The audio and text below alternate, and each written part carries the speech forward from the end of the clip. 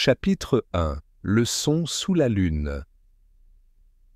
La pleine lune se levait majestueusement sur les toits du domaine de Beaumont, une ancienne propriété rurale du sud de l'Angleterre, dont les jardins symétriques et les fontaines centenaires semblaient encore murmurer les secrets des générations passées.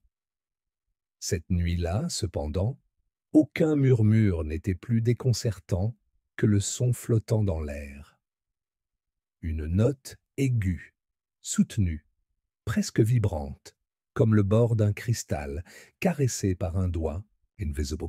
C'était une mélodie brève, mais précise, répétée 3 fois, toujours à la même heure. Minuit pile. Mademoiselle Évangeline Tressart était seule sur la terrasse est lorsqu'elle entendit le chant pour la première fois. Enveloppée dans un châle de laine bleu ciel, un verre de sherry intact entre ses doigts gantés, elle tourna lentement la tête vers la source du son. Il provenait de la serre, une structure de verre art, nouveau, oublié au fond du jardin. Personne ne devait se trouver à l'intérieur.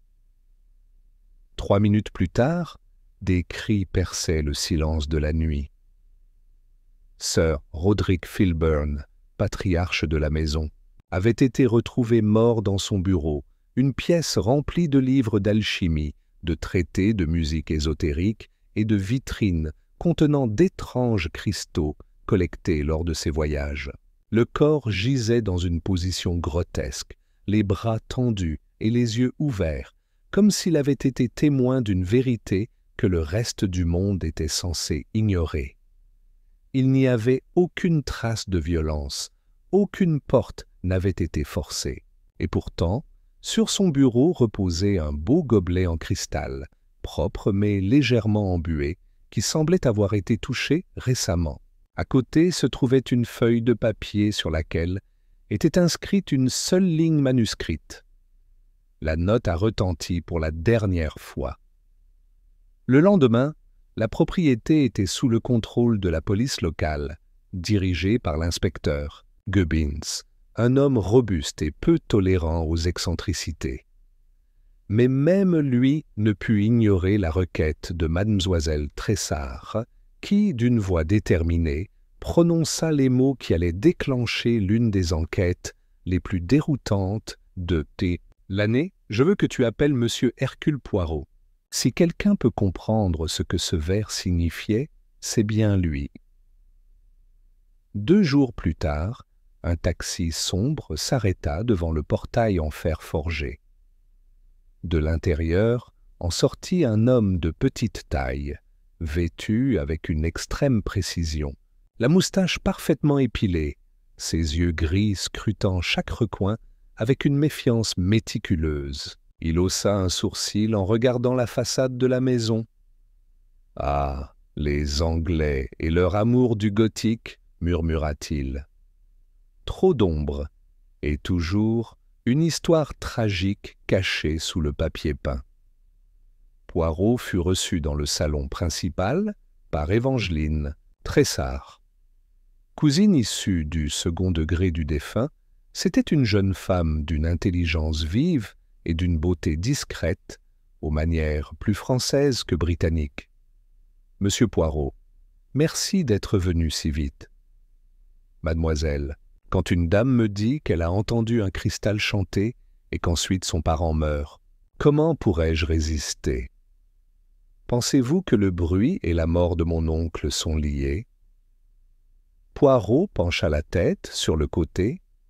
« Mademoiselle, d'après mon expérience, tout ce qui semble sans rapport est généralement lié par un fil invisible. Il suffit de trouver le bon bout. » Il s'assit prudemment sur le canapé, sortit un petit bloc-notes et observa attentivement son hôtesse. « Maintenant, dis-moi, tout depuis le début, du premier son jusqu'à la découverte du corps. » Tandis qu'Évangeline racontait les événements avec une précision glaciale, Poirot ne prenait aucune note, mais son regard ne cessait d'étudier chaque geste, chaque pose et chaque mot choisi. À la fin du récit, il ne posait qu'une seule question. Qui d'autre a entendu le chant du cristal? Elle hésita un instant. Ma cousine Florence a dit qu'elle l'avait entendu aussi.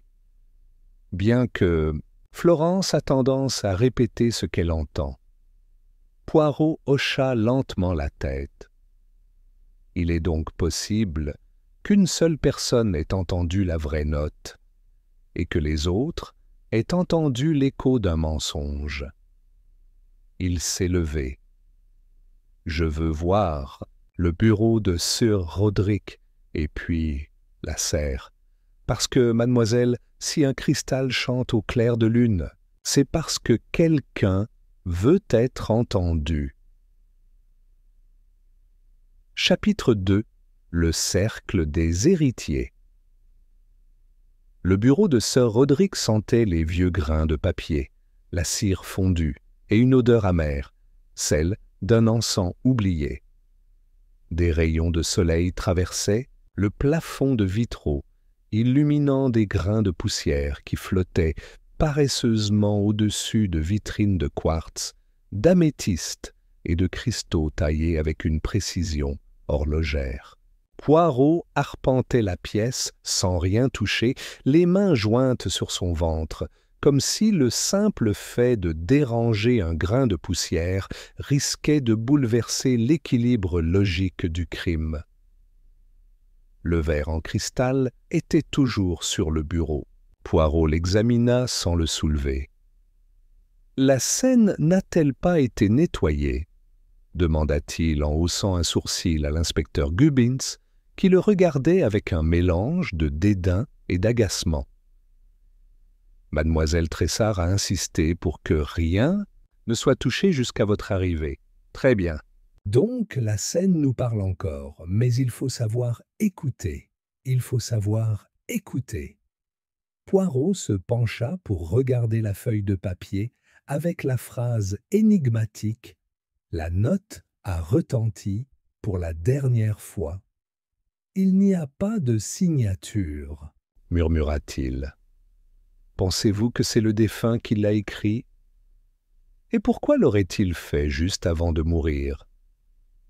Poirot secoua la tête avec un bref soupir.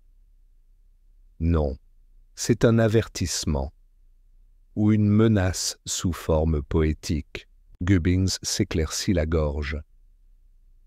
Nous avons les noms de toutes les personnes présentes dans la maison la nuit du meurtre. Souhaitez-vous les interroger maintenant? Poirot tourna lentement la tête, sa moustache brillant comme une lame de scalpel au soleil. Oui, mais pas comme la police. Je ne veux pas parler aux coupables ou aux innocents. Je veux rencontrer des âmes. Ils se réunirent dans la salle de musique, une grande pièce aux larges fenêtres donnant sur le jardin. Sur le piano, une partition inachevée, écrite à l'encre bleue, était posée. Évangéline présenta les membres du cercle familial un par un. Florence Filburn, nièce du défunt, était une jeune femme au visage pâle et aux manières fleuries, dont la voix semblait toujours au bord du rire ou des larmes, comme si elle ne pouvait pas faire la distinction entre les deux. Oncle Roderick disait que le verre avait une âme, dit-il, dès qu'il s'assit en face de Poirot, que certaines notes pouvaient révéler des souvenirs scellés par le temps. Poirot hocha la tête d'un air neutre, notant mentalement la dévotion presque mystique. Vint ensuite Basil Hargrave, l'exécuteur testamentaire et vieil ami du défunt. Avec ses cheveux blancs, ses mouvements mesurés et son regard perçant, Basil était le genre d'homme qui savait garder ses secrets dans un écrin bien fermé. Roderick était excentrique mais pas fou. Il faisait partie de ses dernières recherches. Il disait que le cristal pouvait enregistrer les émotions, tout comme un phonographe capte une voix. Et tu l'as cru? Je n'ai aucune foi, monsieur Poirot. Seulement des papiers et des chiffres. Poirot nota un autre point invisible dans son carnet imaginaire. Le troisième à passer fut Lionel Tressart, un cousin éloigné, un bel homme au sourire impeccable et aux mains impeccables. Il raconta qu'il avait passé la nuit dans sa chambre à lire Baudelaire. « Et tu as entendu le cristal chanter ?»« Non, monsieur. Je ne crois pas à ce genre de choses. Ça devait être le vent ou une résonance dans la serre. » Finalement, Madame Maudlet, la gouvernante, depuis plus de 20 ans, fut appelée. Vêtue d'un gris sévère, les mains tremblantes, mais la voix ferme. « J'ai entendu la note 3 fois, comme quelqu'un qui passe un doigt mouillé sur le bord d'un verre, mais plus douloureux. Souffrance, comme une très vieille plainte. Poirot ne posa pas d'autres questions. Il les acquiesça d'un léger hochement de tête. Lorsque le dernier suspect fut parti, Poirot resta seul dans la pièce. Il se dirigea lentement vers le piano et effleura la touche du milieu d'un seul doigt. Un sol. Le son résonna brièvement, sans mystère. Il contempla le jardin, la serre qui l'attendait, telle une cage de secrets. Ils cachent tous quelque chose, dit-il doucement, et l'un d'eux cache quelque chose trop bien. Une fois dans sa chambre d'amis, Poirot sortit sa petite trousse de toilette, rangea ses pinceaux par ordre de taille et appliqua une petite quantité de pommade sur sa moustache. Il regarda son reflet d'un air critique et approbateur. Un crime entouré de musique, de cristaux et d'héritiers. « Ah, mon ami Hastings, comme je regrette que tu ne sois pas là pour documenter cette absurdité. » Il ouvrit son carnet de voyage et écrivit 3 phrases. « Le verre n'a pas été bu. Il a juste été touché. Florence est influençable. Où est-elle? » Trop consciente de son rôle, que faisait la serre? Chanta minuit, il ferma le carnet avec un clic. Demain, je visiterai la serre. Et si le cristal a chanté, peut-être que ses échos résonnent encore sur la scène du crime. Chapitre 3. La serre et l'écho du silence. La serre du domaine Beaumont se dressait à l'orée du jardin oriental, tel un reliquaire abandonné. Sa structure de fer forgé et de verre dépoli était partiellement recouverte de lierre, mais elle conservait une certaine majesté spectrale, tel un orgue oublié dans un temple végétal. À l'aube, sous un ciel couvert de nuages gris ardoise, Poirot s'y dirigea d'un pas mesuré, accompagné de Miss Tressart. « C'est ici que vous avez entendu le chant, n'est-ce pas, mademoiselle ?» demanda-t-il sans la regarder, observant les serrures rouillées. « Oui. » « De la terrasse. Ça venait d'ici. C'était clair comme de l'eau de roche et aussi triste. » Poirot marqua une pause, observant la serrure du portail principal. Elle n'avait pas été forcée. Elle ne présentait pas non plus de signes d'effraction récente. Il sortit un mouchoir et tourna prudemment la poignée, poussant la porte qui s'ouvrit avec un léger grognement. L'intérieur était un monde immobile.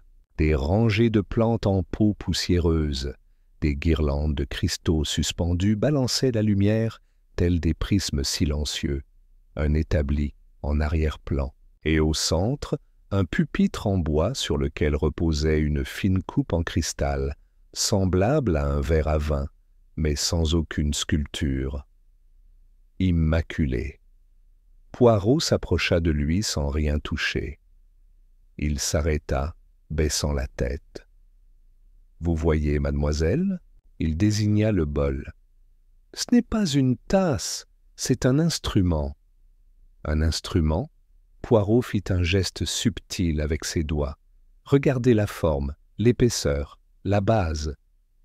Ce bol est accordé, comme les bols tibétains, mais en cristal. Européen. Sir Roderick ne se contentait pas de collectionner ces objets utilisés. Il s'approcha d'une étagère voisine où reposaient plusieurs bocaux étiquetés eau distillée, glycérine, alcool pur. Sur une autre étagère, des cordes de violon, des diapasons et un carnet. Poirot l'ouvrit, l'écriture était celle du défunt. Des annotations méticuleuses. Nuit du 12 avril, 22h03, harmonie instable entre le cristal C5 et le diapason à A432. Réaction émotionnelle perçue, anxiété. Florence observe. Poirot haussa les sourcils. Il tourna une page.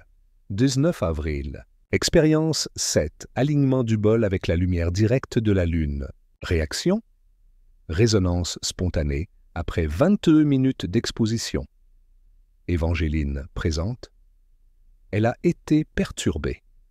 Évangéline, debout derrière lui, pâlit légèrement. Je ne savais pas qu'il avait écrit ça. Ce soir-là, il m'a dit de partir, que le son était faux. J'ai trouvé ça fou. Poirot ferma soigneusement le carnet.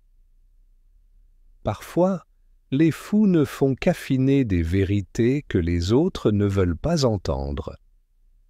Il se retourna vers le bol et en sortit une petite fiole d'eau distillée. Il la versa avec précaution. Puis, passant un doigt sur le bord, il la fit lentement tournoyer dans le verre. D'abord, rien. Puis un léger murmure. Une note aiguë et pure émergea du bol. Puis une autre. Mais ce n'était pas aléatoire. C'était la même séquence qu'Évangeline avait décrite. 3 notes, 3 appels. Poirot s'arrêta net. Son doigt tremblait. « Le bol, dépêchez-vous le toucher, » murmura-t-il. « Dépêchez-vous » Pas littéralement. Mais en étant exposé à plusieurs reprises au même geste, il peut acquérir une vibration harmonique qui s'éveille à des conditions similaires. Comme une voix endormie qui s'éveille à l'audition de son nom. Évangéline le regarda avec perplexité. « Et ça veut dire quoi ?» Poirot prit une profonde inspiration. Cela signifie que ce son n'était pas accidentel. Il a été provoqué peut-être par quelqu'un d'autre ce soir-là, et que ce n'était pas la première fois qu'il était joué. Cette mélodie est un appel, ou un avertissement. En quittant la serre, Poirot s'arrêta à côté d'une colonne fissurée. « Mademoiselle, savez-vous si votre oncle a récemment modifié son testament ?»« Oui, » répondit-il sans hésiter. « Il m'en a parlé en avril. Il disait vouloir rendre justice au silence du passé. Et savez-vous à qui cela aurait profité? Non. Il ne m'a jamais dit qui il exclurait ou qui il inclurait. » Poirot lissa lentement sa moustache. Alors quelqu'un d'autre aurait pu le savoir. Quelqu'un qui aurait compris que le bruit du verre signifiait que Sir Roderick était prêt à rompre un pacte tacite. Évangéline fronça les sourcils. Engagement? Oui, car les pactes les plus dangereux ne se font pas avec de l'encre ou des mots, mais avec des omissions. Ce soir-là, Poirot s'assit seul pour dîner, déclinant l'invitation de Florence. Le silence et une tasse de thé bien chaude lui suffirent.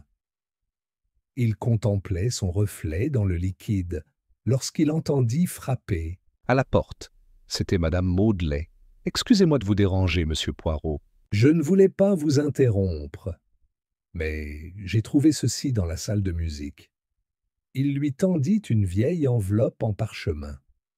Sans nom, sans adresse. Poirot l'ouvrit lentement. À l'intérieur, une simple feuille de papier.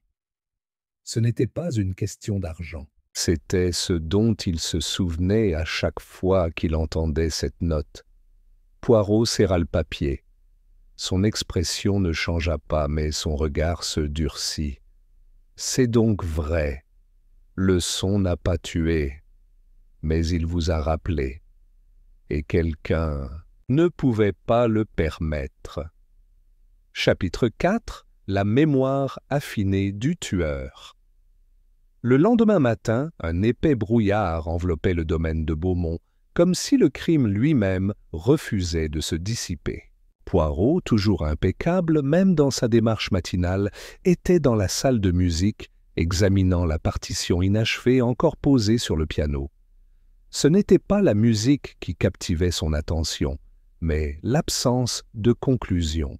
Les notes écrites semblaient suspendues en plein vol, comme une idée interrompue par quelque chose ou quelqu'un qui ne devait pas être révélé. Poirot caressa délicatement le bord de la feuille, d'un doigt ganté, songeur. Le message, Anonyme de la veille, avait introduit une nouvelle dimension. Il ne s'agissait pas d'argent, mais de ce dont sœur Roderick se souvenait. Un indice nébuleux, mais qui indiquait clairement l'esprit du tueur. Un esprit qui ne craignait pas les conséquences matérielles, mais les échos du passé. À 10 heures, Poirot demanda à s'entretenir en privé avec Florence à la bibliothèque. La jeune femme arriva, vêtue d'un manteau de velours mauve, visiblement bouleversée, mais s'efforçant de paraître calme. « Monsieur Poirot, allez-vous encore m'interroger ?»« Mais non, mademoiselle. J'aimerais comprendre. C'est tout. Parlez-moi de votre relation avec sœur Roderick. Vous disiez qu'il croyait que les cristaux avaient une âme. Cela vous inquiétait-il » Florence hésita. Puis elle soupira, les épaules affaissées. Parfois, d'autres fois, je trouvais ça magnifique. Il disait que certains sons pouvaient ouvrir les cavités scellées du cœur, que la musique n'était pas seulement un art, mais une clé. Et qu'y avait-il dans son cœur qui avait besoin d'être ouvert? Florence le regarda, surprise par la franchise de la question. Son sourire s'estompa. Je ne sais pas. Peut-être de la tristesse, peut-être la culpabilité de quelqu'un d'autre. La culpabilité de quelqu'un d'autre. De qui? Elle haussa les épaules. Roderick était un homme sage, mais il y avait des choses qu'il ne disait jamais, des choses sur sa jeunesse, sur un certain Henri Devers. Poirot se redressa. Ce nom n'avait jamais été prononcé auparavant. Henri Devers, c'était un vieil ami d'il y a des décennies. Mon oncle avait des lettres de lui. Parfois, il en lisait des passages à voix basse. Toujours avec ce même verre de cristal à la main. Et un mot qu'il répétait comme pour le calmer. Sais-tu où sont ces lettres? Florence secoua lentement la tête. Après sa mort, ils ont disparu. Je les ai recherchés moi-même. Ils étaient conservés dans une boîte en bois verrouillée, mais elle a disparu maintenant. Poirot se leva doucement. Merci, mademoiselle. Vous avez été très honnête avec moi. Elle hésita un instant avant de dire « Tu crois que je… » Poirot l'interrompit doucement. « Je pense que la douleur héréditaire peut parfois être confondue avec la culpabilité, mais ce n'est pas la même chose. » Poirot retourna au bureau de sœur Roderick avec un nouvel objectif. Il fouilla méticuleusement parmi les étagères basses, tâtonnant le long des plaintes, jusqu'à ce que son doigt heurte un panneau qui sonnait creux. Il appuya. Le panneau céda avec un léger clic. À l'intérieur, un coffre en bois verrouillable. Poirot examina la charnière. Elle fut soigneusement forcée. Son contenu avait été retiré. Il sourit tristement. Alors oui, quelqu'un d'autre le savait. Quelqu'un avait peur du contenu de ces lettres. Il se rassit à son bureau. La phrase était toujours là. La note a retenti pour la dernière fois. Ce n'était pas une métaphore, réalisa-t-il. C'était une chronologie. Quelqu'un savait que cette note ne serait plus jamais entendue, car l'homme qui l'avait fait vibrer allait mourir. Cet après-midi-là, Poirot demanda un entretien privé avec Basil Hargrave. « Monsieur Hargrave, une question simple. Où étiez-vous entre 11h et minuit, la nuit du crime ?» Basil croisa calmement les bras. « Dans la galerie. » En conversation avec Lionel Tressard. « Demandez-lui. Je le ferai. Et je vais vous demander autre chose. Comment saviez-vous que Sir Roderick avait modifié son testament ?» Les yeux de Basil s'aiguisèrent. « Vous insinuez quelque chose, monsieur ? » ?»« Non. Mais je vous rappelle qu'en tant qu'exécuteur testamentaire, vous devez être formellement informé de tout nouveau document juridique. Et pourtant, il n'a pas semblé surpris quand je le lui ai mentionné. Silence. Si Roderick envisageait de le modifier, ce n'était qu'une simple discussion, dit-il finalement. Rien n'a été signé. Es-tu sûr? Aussi sûr que le serait quelqu'un qui craint que certains secrets non écrits puissent apparaître dans la voix ou dans le cristal. Poirot le regarda longuement. Il n'ajouta rien. Ce soir-là, Poirot trouva Évangeline sur la terrasse, regardant vers la serre.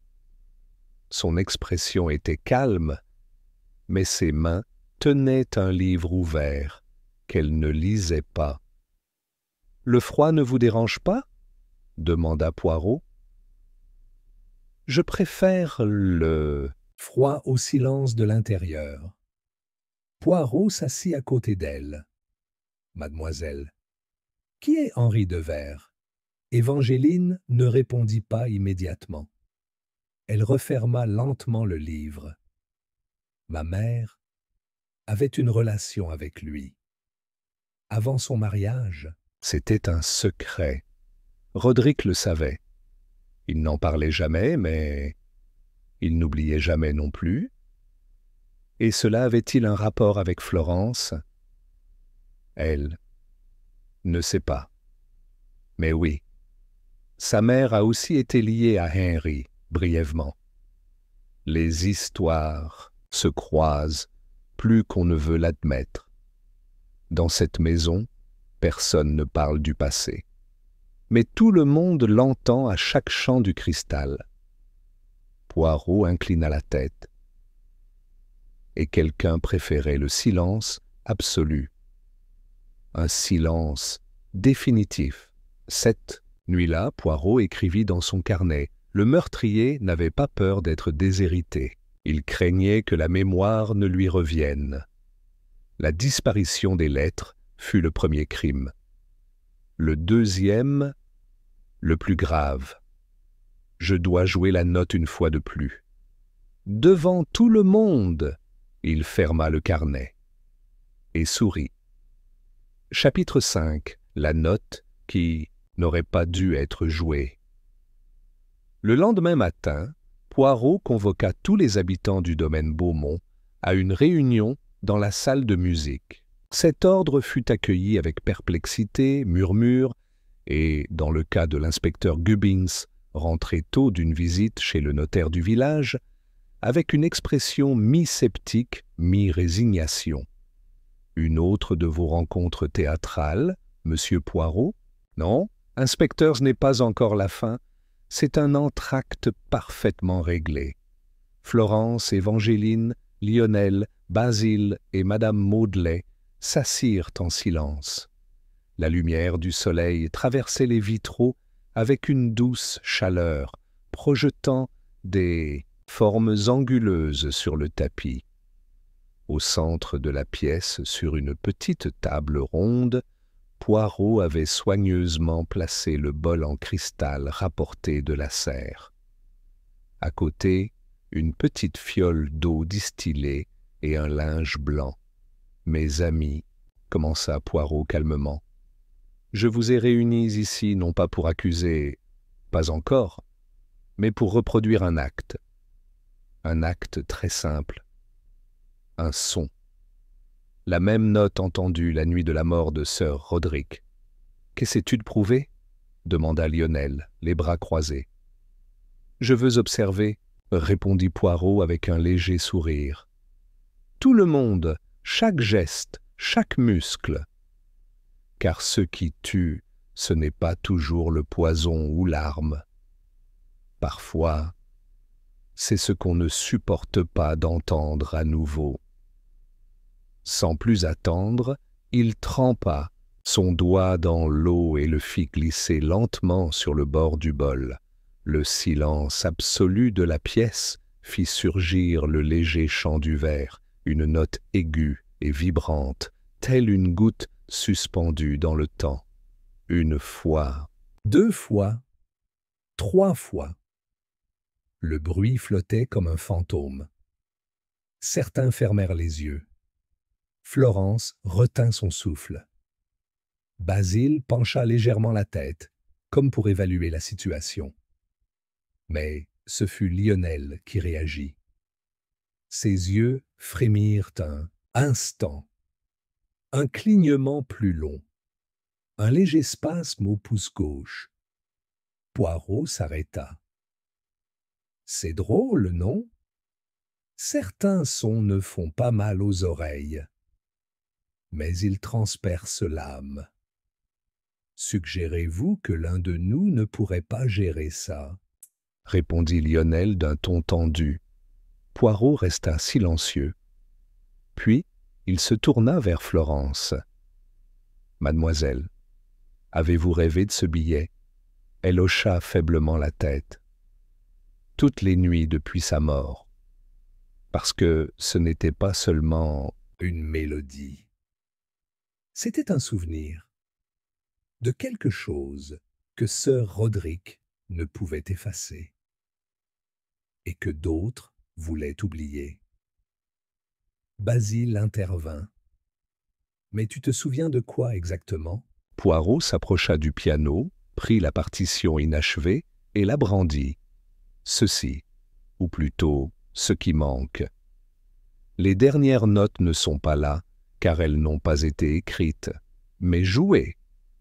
Une musique qui n'existait que lorsque Sir Roderick jouait du bol sous la lune, et qui, selon les documents manquants, était liée à un nom, Henri de Vere. » Poirot regarda tour à tour ceux qui étaient rassemblés. Sa voix devint plus précise. Henri de Vere était le lien secret entre 2 générations de cette maison, et ses lettres, soigneusement cachées par Sir Roderick, décrivaient des choses que certains d'entre vous ne voulaient pas voir révélées. Il ne s'agissait pas d'affaires anodines ou de trahisons adolescentes. C'étaient des décisions graves, des silences prolongés pendant la guerre, des secrets sur les véritables origines de certains héritiers. Qui était légitime et qui ne l'était pas? Un frisson parcourut la pièce. Évangeline se redressa comme si une ancienne certitude s'était enfin alignée dans son esprit. « Vous dites que quelqu'un a tué pour préserver un mensonge familial. » « Exactement, mademoiselle. Et pour cela, il n'avait pas besoin d'armes. Juste une dose de digitaline, discrètement mélangée à la coupe que Sir Roderick buvait chaque soir. Pas d'odeur, pas de couleur, pas de violence, le corps l'acceptait et tombait sans combattre. Gubbins grogna. « Et la preuve? Poirot se tourna vers lui. Sur le mouchoir en lin, au moment où la note retentissait, des traces d'huile se détachèrent du bol. Le tueur avait essuyé ses empreintes digitales. Mais il ne s'attendait pas à ce que je répète le geste, avec un chiffon absorbant. L'analyse confirmera la présence de traces de la même substance utilisée pour maintenir le bol lors de son accordage. De l'huile de santal mélangée à de la glycérine. Et dans ce cas, avec des traces de digitaline, le tueur s'est servi de l'instrument pour faire croire que le poison était dû à un accident lié à son obsession pour le son. Et qui? Demanda Florence, la voix brisée. Poirot se tourna lentement vers Lionel Tressart. Vous, monsieur, ne pouviez pas laisser les lettres d'Henri Devers être révélées. Non pas parce qu'elles vous impliqueraient directement, mais parce qu'elles révéleraient que vous n'étiez pas le véritable héritier de la succession que vous avez reçue par votre mère. Henri n'était pas qu'un ami. C'était le père biologique de quelqu'un d'autre, et pas le vôtre. Lionel pâlit, mais il ne se leva pas. Il serra simplement les poings sur ses genoux. Je le savais depuis des années. Roderick ne l'a découvert que récemment. Et il allait le dire à voix haute. Tout allait s'écrouler. Poirot hocha la tête avec regret. Et au lieu d'affronter la vérité, il a choisi de faire taire la seule note qui le lui rappelait. L'inspecteur Gubbins s'est approché avec les menottes, tandis que Lionel restait immobile, fixant le bol de cristal, comme s'il continuait à scander sa condamnation. Plus tard, seul, avec Évangeline, Poirot se versa une tasse de thé tout en regardant par la fenêtre la serre. « Le cristal ne chantera plus, mademoiselle. » Mais il a rempli sa fonction. Et c'était quoi ça? Poirot sourit, doucement et amèrement. Pour nous. Rappelez ce que certains préféreraient oublier. La mémoire est un écho. Et les échos reviennent toujours. Chapitre 6. Écho sous le verre. L'arrestation de Lionel Tressart n'apporta pas le soulagement immédiat qu'on pourrait attendre après la résolution d'un crime. Bien que l'affaire semblait close, le poison, le mobile, les lettres manquantes, la réaction au bruit du bol, un profond malaise subsistait dans la cité Beaumont, comme si l'air lui-même n'accordait aucune confiance à la conclusion. Poirot, plus silencieux que d'habitude, arpentait les couloirs avec la démarche de quelqu'un qui écoute encore une mélodie inachevée. Évangeline le rejoignit un matin près de la serre, où le verre restait recouvert d'un tissu blanc, comme s'il s'agissait d'un corps reposant après l'enterrement. « Monsieur Poirot, dit-elle à voix basse, croyez-vous vraiment que Lionel a agi seul ?» Poirot s'arrêta. « Qu'est-ce qui te fait penser que non ?»« Je ne sais pas. C'est juste un sentiment. Ou peut-être la façon dont Basil Hargrave vous a regardé quand vous l'avez accusé. Comme s'il savait déjà. Comme s'il attendait quelque chose de plus. » Poirot ne répondit pas immédiatement. Ses yeux gris étaient fixés sur la serre. « Avez-vous déjà entendu de la musique sans instrument, mademoiselle? Désolé. Je parle de ces notes qui persistent dans l'esprit. » Intactes, des échos qui n'ont besoin ni de cordes ni de touches. Ce crime a toujours un écho. Et les échos, comme les ombres, proviennent rarement d'une seule source lumineuse. Ce jour-là, Poirot demanda à inspecter le bureau de Basil Hargrave. Bien que ce ne fût pas une pièce formellement close, Basil l'avait réduite au minimum depuis le meurtre. Selon lui, par respect. Selon Poirot, par commodité. La pièce était austère. Des étagères garnies de dossiers juridiques, un bureau simple, une horloge de parquet qui tic-tac avec une solennité ancestrale. Poirot commença son inspection non pas par le visible, mais par l'invisible. Il chercha les absences. Il ouvrit un tiroir latéral et trouva un seul objet, une copie dactylographiée du précédent testament de Sir Roderick, daté de 3 ans plus tôt. Signé, scellé, Poirot l'examina attentivement. « C'est drôle, » murmura-t-il. La clause la plus importante léguait la majeure partie de l'héritage à Lionel. Mais il manquait un amendement qui, selon Évangéline, aurait dû être ajouté 1 mois avant le crime. Une nouvelle clause désignait Florence comme bénéficiaire partielle, sous certaines conditions. Poirot examina la signature de Roderick. Parfait. Trop parfait. Ce soir-là, Poirot s'assit pour dîner dans la cuisine avec Madame Maudley, une femme qui parlait rarement sans raison. Entre 2 gorgées de soupe, elle lui jeta un coup d'œil. « Tu cherches toujours, n'est-ce pas ?» Poirot sourit sans lever les yeux du pain qu'il coupait avec un soin extrême. Toujours. Même après la résolution. Le crime peut avoir une solution logique, mais la vérité entière exige d'entendre ce qui n'a pas été dit. Madame Maudley soupira. Maudley soupira. J'ai vu M. Hargrave entrer dans le bureau de M. Roderick 2 jours avant sa mort. Il portait une boîte. Une petite. Et pourquoi ne l'as-tu pas mentionné avant? Parce que ce n'était pas mon rôle. Mais maintenant, je ne peux pas dormir sans penser que peut-être. Ce n'était pas seulement Lionel qui voulait que ce cristal ne chante plus jamais. Poirot se leva immédiatement. « Merci, madame. » Vous m'avez aiguisé l'oreille. Le même soir, Poirot confronta Basil Hargrave dans la bibliothèque, où l'avocat lisait au coin du feu avec un verre de cognac. « Monsieur Hargrave, je suis venu parler non pas en tant que détective, mais en tant que témoin de votre silence. » Silence?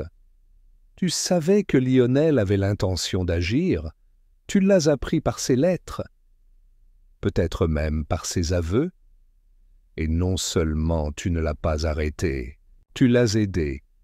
Basile n'était pas déconcerté. C'est une accusation grave. Pas autant que de falsifier une clause testamentaire, ou de voler un document portant atteinte à ses propres intérêts. Et qu'est-ce que j'y gagnerais? Poirot s'approcha, le regardant toujours. Le temps, Lionel serait arrêté. Le testament précédent resterait en vigueur. En tant qu'exécuteur testamentaire, vous conserveriez le contrôle de la majeure partie de la succession. Et personne ne soupçonnerait cet homme sensé qui parlait toujours d'une voix calme et tenait ses documents en ordre. Basile se leva. « Vous n'avez aucune preuve. » Poirot lui tendit une feuille de papier. C'était une lettre, signée Sir Roderick. Non pas la copie dactylographiée, mais une note manuscrite personnelle, retrouvée sur la couverture d'un livre dans le bureau où Florence avait dit que son oncle cachait souvent des choses. Roderick y détaillait son intention de modifier le testament et mentionnait avoir remis le brouillon à Basile. « Ce que vous avez détruit, monsieur, votre propre victime l'a préservé sous une autre forme. » Car il savait que le silence serait tentant. Basile expira, pour la première fois son visage marqué par une émotion sincère, la résignation. Ce n'était pas mon idée, je l'ai juste laissé faire. Je pensais que ce serait une erreur mineure. Un ajustement. Il n'y a pas d'erreur mineure lorsque quelqu'un meurt pour préserver un ajustement. Ce soir-là, Poirot retourna à la serre. Il toucha de nouveau le bol. La note vibra faiblement, non pas comme une menace, mais comme un requiem. Voilà, murmura-t-il. La mélodie est terminée. Chapitre 7. L'héritage du son. Le lendemain matin, le domaine Beaumont s'éveilla dans un calme trompeur. Les portes ne se fermaient plus aussi précipitamment, les pas dans les couloirs étaient moins prudents, mais l'air n'avait pas encore retrouvé toute sa clarté, comme si une dernière note non jouée flottait encore dans chaque recoin. Poirot, avec sa ponctualité habituelle, apparut dans la salle à manger pour le petit déjeuner en compagnie d'Évangeline, qui l'attendait. Déjà le café servi, l'air impatient. Basile a-t-il avoué? demanda-t-elle dès qu'il s'assit. Poirot hocha la tête avec une gravité contenue. Il a signé une déclaration. L'inspecteur Gubbins viendra le chercher cet après-midi. Il coopère. Même s'il affirme n'avoir jamais souhaité la mort de Sir Roderick. Et tu le crois? Poirot remua lentement une cuillère à café dans sa tasse. Monsieur Hargrave, comme tant d'autres, prenait l'omission pour l'innocence, l'erreur des discrets. Mais non, mademoiselle. Je ne crois pas qu'il ait désiré la mort, seulement qu'il ne l'ait pas empêchée. Évangeline baissa les yeux sur son assiette intacte. La vérité pèse. Oui, mais c'est libérateur, dit Poirot avec une touche de tendresse qu'il manifestait rarement. Et il y a autre chose que nous devons libérer aujourd'hui. Dans le bureau du défunt, Florence attendait Poirot. Il avait demandé à la voir seule. La jeune femme portait une robe gris clair, presque fantomatique, et son regard trahissait une fatigue qu'aucune nuit de sommeil ne pouvait dissiper. « Pourquoi ici, monsieur ?» Parce que c'était là le centre de la dissonance. Et aussi, mademoiselle, parce que vous méritez de connaître l'harmonie complète. Poirot ouvrit une petite chemise en carton qu'il avait apportée. À l'intérieur se trouvaient 3 lettres. Ces documents ont été récupérés dans le double fond d'une boîte au grenier. Madame Maudley soupçonnait Sir Roderick, sachant que ces cachettes pourraient être découvertes, d'avoir reproduit certains documents. Elle avait raison, Florence les observait avec méfiance. Quels sont-ils? Lettre d'Henri de Vere. Une à sa mère, une autre à Roderick, et une 3e à toi. Jamais envoyée. Florence pâlit. Moi, Poirot lui tendit l'enveloppe sans l'ouvrir. Elle la prit d'une main tremblante. Elle ne l'ouvrit pas immédiatement. Qu'est-ce que ça dit? À vous de voir. Mais je vais vous donner l'essentiel. De Vere n'était pas seulement un nom du passé. Il faisait partie du présent émotionnel de cette maison jusqu'au dernier souffle de Sir Roderick. Il savait qu'il y avait des erreurs, des dissimulations, des amours interdites. Et il voulait, au final, se racheter, d'où le verre, d'où la musique. Il croyait que certaines vérités ne pouvaient être comprises que lorsqu'elles étaient ressenties. Florence ferma les yeux, serrant l'enveloppe contre sa poitrine. Et maintenant, qu'est-ce que je suis censé faire? Lisez. Souvenez-vous, et ne répétez pas le silence. À midi, Poirot convoqua tout le monde au conservatoire. Cette fois, non pas pour une révélation, mais pour une cérémonie. Évangeline, Florence, Madame Maudley, l'inspecteur Gubbins et même Basile, pas encore transférés, mais désormais sans défense. Sur la table centrale, le bol en cristal brillait comme s'il n'avait jamais été témoin d'un crime. Poirot leva la main demandant le silence. Aujourd'hui, avant de quitter cette maison, je souhaite que vous entendiez ce mot une dernière fois. Non pas comme preuve, non pas comme condamnation, mais comme héritage. Ce que Sir Roderick avait l'intention de faire n'était pas de punir, c'était de se souvenir. Il humidifia son doigt et toucha le bord. Une note seulement. Parfait, pur. Cela vibrait comme une confession prenant enfin forme. Personne ne parlait, personne ne pleurait, personne ne bougeait. Lorsque le bruit s'éteignit, Poirot baissa la main. On ne peut pas toujours réparer ses erreurs, mais on peut au moins éviter d'en hériter. Quelques heures plus tard, Poirot préparait sa valise avec une précision mathématique. Chemise pliée au millimètre près. Chaussures enveloppées dans du papier blanc. Moustache impeccable, Évangeline l'accompagna jusqu'à la voiture qui le conduirait à la gare. « Merci, dit-elle, pour tout, d'avoir donné un sens à ce son. » Poirot s'inclina brièvement. C'était une affaire difficile, non pas à cause de la déduction, mais à cause de l'émotion. Roderick n'a pas été assassiné par cupidité. Il a été réduit au silence par peur. Et ça, mademoiselle, c'est encore plus tragique. La voiture s'éloigna à travers les haies, encore humides de rosée. Sur la banquette arrière, Poirot sortit un carnet en cuir et écrivit d'une voix nette. Le son qu'il condamnait n'était pas entendu par tous, mais celui qu'il libérait. Si, parfois la dernière note est la plus juste. Il ferma le carnet.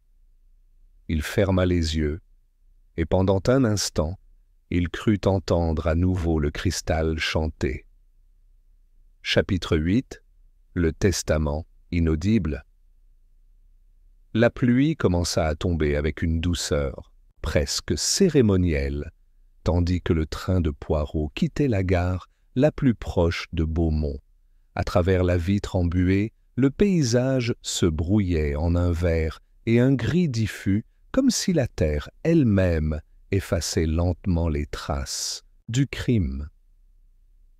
Dans son compartiment privé, Poirot était assis, immobile, les yeux rivés sur le carnet fermé posé sur ses genoux. Il avait noté l'essentiel, mais quelque chose, une question à peine murmurée au seuil de sa conscience, restait sans réponse. Ce n'était pas une question d'auteur ou de logique de l'affaire. Non. Le coupable avait été découvert, son complice démasqué, le mobile révélé. Et pourtant, il y a des choses, murmura-t-il, qui ne sont pas écrites dans les testaments. Parce qu'elles ne s'héritent pas par la propriété ou les titres. Elles s'héritent par le silence. 3 jours plus tard, Poirot se retrouvait à Londres, arpentant une rue pavée de Mayfair avec sa canne d'ébène. Une enveloppe, scellée, se trouvait dans la poche intérieure de son manteau. Elle avait été envoyée du domaine Beaumont, signée Florence. À l'intérieur se trouvait une copie transcrite de la lettre d'Henri de Vere. Poirot s'arrêta près d'une vieille librairie et, à l'abri du vent sous un auvent bleu marine, lut à voix basse « À ma fille méconnue, si jamais ces mots te parviennent, tu sauras que le silence fut ma plus longue lâcheté. Non pas parce que je ne t'aimais pas, mais parce que je craignais le bruit de ce que d'autres appelleraient le scandale. Ta mère méritait mieux. Tu mérites de savoir que la musique que je jouais dans ma jeunesse n'était pas pour les salons, mais pour toi, que dans chaque note cachée, j'essayais de te dire que tu existais pour moi, même si ce n'était pas avec un nom. Si jamais vous entendez le cristal chanter, ne pensez pas à moi comme à un étranger, mais comme à un écho qui voulait être père. H.D. Poirot referma délicatement la lettre. Il comprit enfin quelque chose qui lui avait échappé. Le testament le plus important n'était ni celui qui avait été signé, ni celui qui avait été détruit. C'était celui-ci, une vérité tacite de son vivant, mais qui résonne après la mort. Après la mort. Le même après-midi, Poirot rendit visite au notaire Thaddeus Pelham, un homme aux mains osseuses et à la mémoire exceptionnelle. Ce n'était pas pour des questions juridiques, mais plutôt pour une requête. « Monsieur Pelham, dit Poirot, tandis qu'ils s'asseyaient l'un en face de l'autre, j'ai besoin que vous rédigiez un document inhabituel.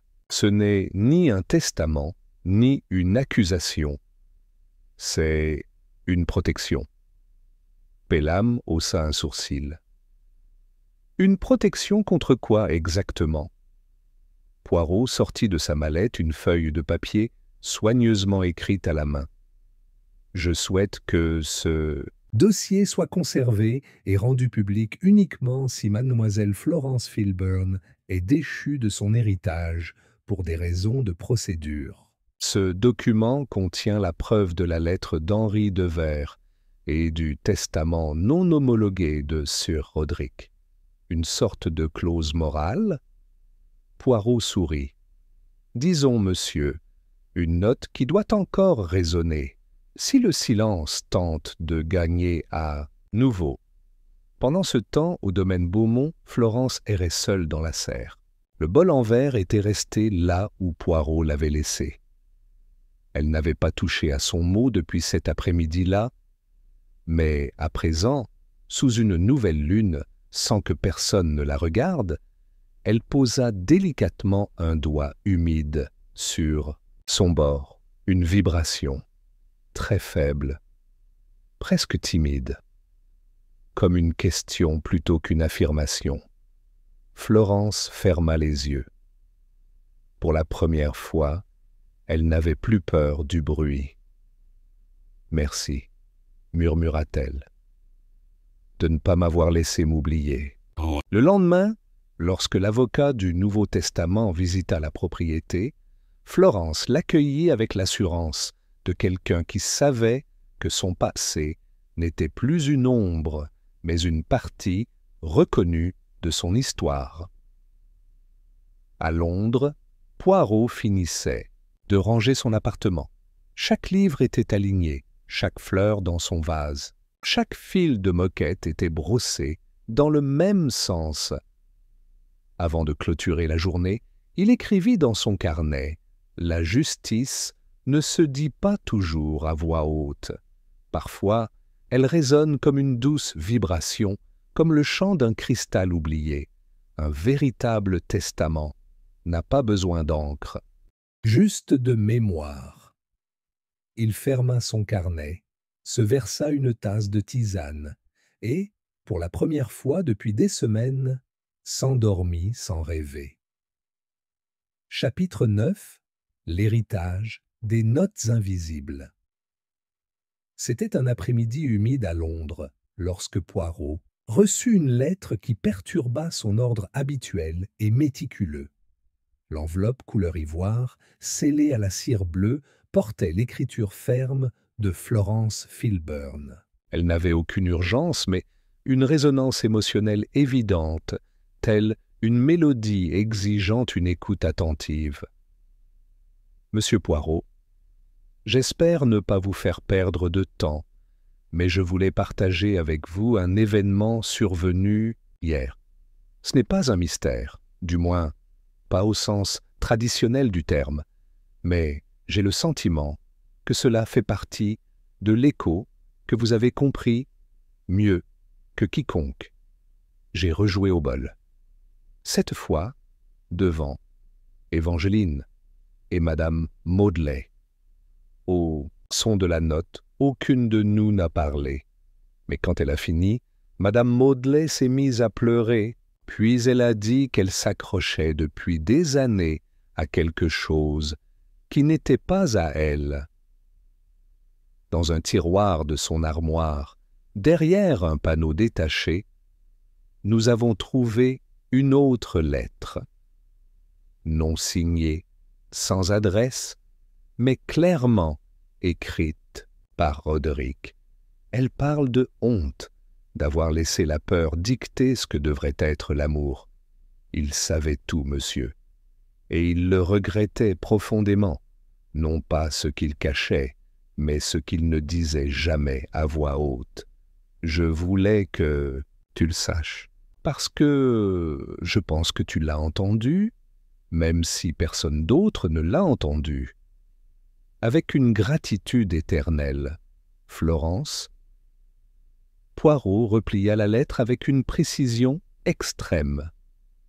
Il la plaça dans une petite boîte en bois, à côté d'autres documents qu'il avait conservés de l'affaire, des coupures de presse, des copies du testament, une transcription de la lettre de Devers. L'écho, pensa-t-il, s'était amplifié. Et cet élargissement n'était pas du bruit. C'était une réparation. Peu de temps après, lors d'une visite de routine au club Diogène, Poirot rencontra une vieille connaissance. Le colonel Arbuthnot, retraité, aux cheveux gris, mais toujours vif d'esprit et de langue. « Poirot, on m'a dit que tu avais résolu une autre de ces affaires qui ferait tiquer n'importe quel inspecteur de Scotland Yard. Il s'agit d'une fenêtre qui chante, non ?» Poirot sourit modestement. « Ce n'était pas le verre qui chantait, mon ami. C'était le souvenir d'un homme. Et qu'as-tu décidé alors ? La peur du souvenir. Le crime en était la conséquence. Mais la cause était le silence prolongé. Le colonel renifla, toujours aussi philosophique. « Seulement quand le crime l'exige, » répondit Poirot en sirotant son thé d'un geste précis. Ce n'était pas un meurtre ordinaire. C'était une dissonance familiale transformée en mort. Et comme toute dissonance, elle exigeait une solution. « Et tu l'as eue » Poirot y réfléchit. « En partie. Le tueur a avoué, oui. Le complice a été découvert.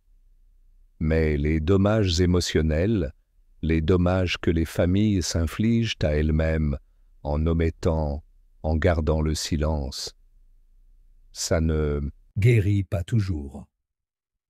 Donc, vous ne considérez pas cela comme une fin heureuse ? Je trouve que c'est une fin raffinée, pas parfaite, mais nécessaire. Ce soir-là, Poirot décida d'écrire une courte lettre, ce qu'il ne faisait que lorsqu'il sentait qu'une affaire avait encore un dernier mot à jouer. Cette fois, ce n'était pas à Scotland Yard, ni à un juge. C'était à Florence. Mademoiselle, les notes invisibles, celles qui ne sont pas écrites mais ressenties, sont les plus difficiles à interpréter. Vous avez fait ce que beaucoup ne peuvent pas faire. Vous avez écouté ce qui n'a pas été dit et vous n'avez pas reculé. Peut-être que la musique du bol chantant ne sonnera plus jamais de la même façon, mais peut-être qu'elle ne devrait pas l'être. La mémoire n'est pas un musée, c'est une partition vivante. Je te souhaite une vie où les notes futures n'auront pas besoin de se cacher dans l'ombre. Avec estime et respect, Hercule Poirot. 2 semaines plus tard, Poirot reçut un dernier visiteur inattendu.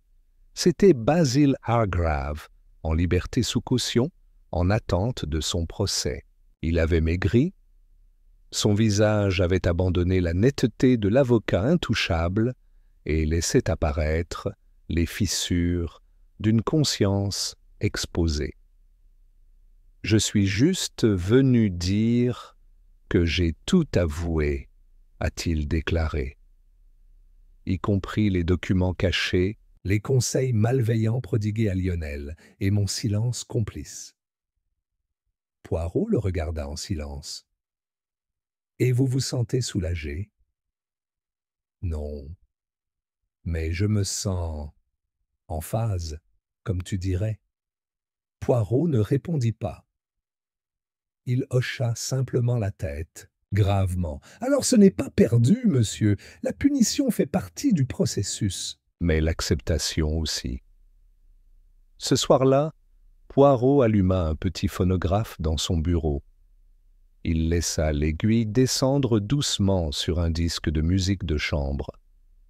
Un vieux morceau, peu connu, mais chargé d'émotion. Il ferma les yeux et, pendant quelques minutes, il laissa la musique l'envelopper sans avoir à comprendre quoi que ce soit. L'affaire Beaumont a été classée, mais son écho continuerait à vibrer. Chapitre 10. La dernière vibration. Le printemps arriva discrètement à Londres, mais pour Hercule Poirot, ce subtil changement de saison apporta une conclusion émotionnelle bien plus significative que la floraison d'un magnolia. Depuis la résolution de l'affaire Beaumont, il n'avait accepté aucune nouvelle mission. Au lieu de poursuivre des criminels, il s'était plongé dans de longues promenades à Hyde Park, une lecture attentive de philosophie morale et une réflexion presque obstinée sur le véritable poids de la justice.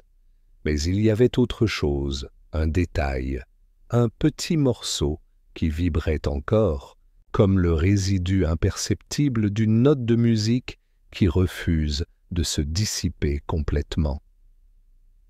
C'est au cours d'une de ces promenades, sous un ciel teinté de nuages blancs et une lumière tamisée, que Poirot décida de s'arrêter dans une petite galerie d'art contemporain, non pas par intérêt particulier pour les peintures abstraites, mais parce que, dans sa vitrine, il avait vu quelque chose qui le troublait plus que n'importe quel portrait ou sculpture, un bol en verre. Pas identique à celui de Beaumont, mais très similaire par sa forme, sa transparence et sa délicatesse. L'artiste, selon la description, était un certain Edward Lambourne, jeune, novateur et passionné par le son à semi-conducteur. Poirot, guidé par une intuition qu'il aurait lui-même considérée comme peu orthodoxe, demanda à parler au conservateur. « Ce bol ?» demanda-t-il en désignant la pièce. « Est-il décoratif ou fonctionnel ?»« Les deux, » répondit le conservateur, un homme à la barbe taillée et à l'air distrait. Lambourne travaille avec des cristaux accordés. Il dit que chacun possède une fréquence émotionnelle. Celui-ci, par exemple, est accordé sur la même note que... L'homme s'arrêta et baissa la voix. Que le cristal de Beaumont.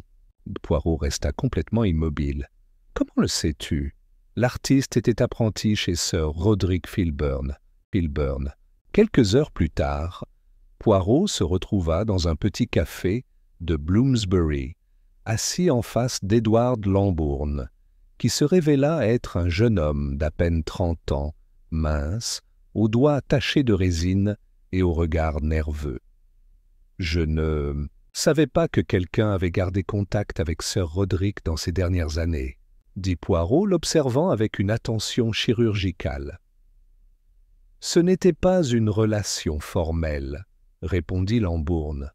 « Je l'ai rencontré lors d'un séminaire sur l'acoustique et l'architecture vibratoire. J'étais fasciné par sa théorie sur la mémoire harmonique. Il disait que certaines fréquences pouvaient réveiller des souvenirs, voire libérer des émotions enfouies. Et vous avez décidé de reproduire son travail. Lambourne hocha la tête. Oui, mais je n'ai jamais compris pourquoi il avait abandonné ses expériences des mois avant sa mort. Il avait fait des progrès remarquables. Il m'a même envoyé une dernière lettre que je n'ai jamais pu déchiffrer entièrement. « Tu as cette lettre ?» Le jeune homme hésita, puis il le sortit de son portefeuille. C'était une vieille feuille de papier, écrite à l'encre noire, de l'écriture si reconnaissable de Sir Roderick. Poirot lut en silence. Lambourne, si jamais quelqu'un joue cette note et que quelque chose résonne au-delà du verre, ne la répétez pas avant d'avoir compris ce qui a été libéré. Le son ne se contente pas d'appeler. Parfois, il libère aussi. Poirot prit une profonde inspiration. Alors c'était... Ça. Quoi? Demanda Lambourne. Sir Roderick ne craignait pas le crime. Il craignait l'écho. Le son n'était pas seulement un canal pour la mémoire, c'était un déclencheur. Et il réalisa, trop tard, qu'il avait ouvert une blessure qu'il ne voulait pas guérir, mais plutôt se venger. Lambourne semblait frissonner. « Tu crois que c'est le verre qui t'a tué ? Non, le cristal ne tue pas, mais il se souvient. Et lorsqu'un souvenir devient trop lourd à porter, celui qui le porte fera tout pour le faire taire. » Ce soir-là, Poirot rentra à son appartement de Whitehaven Mansions avec une nouvelle compréhension. Non pas du crime déjà résolu, mais de sa signification émotionnelle. Le bol avait été son médium, certes, mais ce n'était pas la note qu'il fallait craindre. C'était ce qui vivait en elle, une impulsion, invisible, transmise non par des mots, mais par des vibrations. Il s'assit dans son fauteuil préféré. Il alluma la lampe de table. Il ouvrit son carnet et nota une dernière pensée. Les notes invisibles ne s'arrêtent pas lorsque le son cesse. Elles perdurent chez celui qui les entend. Et leur effet, tel un écho, peut transcender le temps et l'intention. Certains sons ne devraient pas être répétés, non pas parce qu'ils sont dangereux, mais parce qu'ils sont trop vrais. Il a fermé le cahier. Il se leva lentement, et pour la dernière fois, il déposa sur la cheminée le bol de cristal qui lui avait été envoyé de Beaumont en guise de remerciement. Il refusa d'en jouer. Il refusa de l'accorder. Parce que certaines vérités, pensait Poirot, ne devraient vibrer qu'une seule fois. Chapitre 11. Le cristal silencieux. La nuit qui suivit la découverte de la lettre de Sir Roderick entre les mains d'Édouard Lambourne fut, pour Hercule Poirot, d'une agitation inhabituelle. Non pas par peur, la peur était une émotion qu'il laissait rarement s'installer dans son esprit méthodique, mais par quelque chose de plus difficile à cerner, un malaise moral. L'affaire était résolue, oui. Les coupables avaient été démasqués. La justice terrestre avait suivi son cours. Mais le bruit, cela résonnait encore, non pas à leurs oreilles, mais dans leurs souvenirs. Comme si chaque vibration du bol de cristal avait laissé une onde qui se propageait au-delà du crime, touchant une part de la mémoire collective qui n'avait pas encore osé se reconnaître. Poirot, assis à son bureau, fixait le bol qui lui avait été envoyé de Beaumont. Il avait juré de ne pas y toucher, et il ne le ferait pas.